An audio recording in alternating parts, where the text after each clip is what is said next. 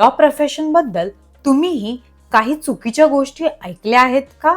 चला तर मग लॉयर बद्दलचे 10 कॉमन मिसकन्सेप्शन आज दूर करूया. पॉइंट पहिला, लॉयर म्हणजे नेहमी कोर्टामध्येच असतात का? नाही. लॉयरचं काम ड्राफ्टिंग, रिसर्च, क्लायंट कन्सल्टेशन आणि लीगल कामांमध्येही असतं.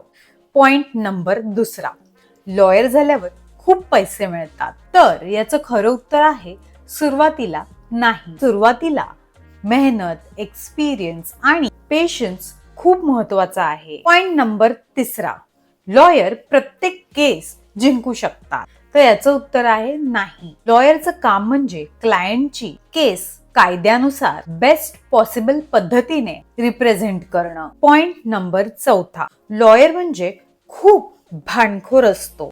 Absolutely not. चांगल्या लॉयरसाठी कम्युनिकेशन आणि प्रोफेशनल बिहेवियर खूप महत्वाचं आहे. पॉइंट नंबर पाचवा, लॉ शिकण्यासाठी फक्त इंग्लिश येणं गरजेचं आहे. नाही, इंग्लिश उपयोगी आहे, पण लीगल नॉलेज आणि कम्युनिकेशन स्किल्स खूप महत्वाचे असतात.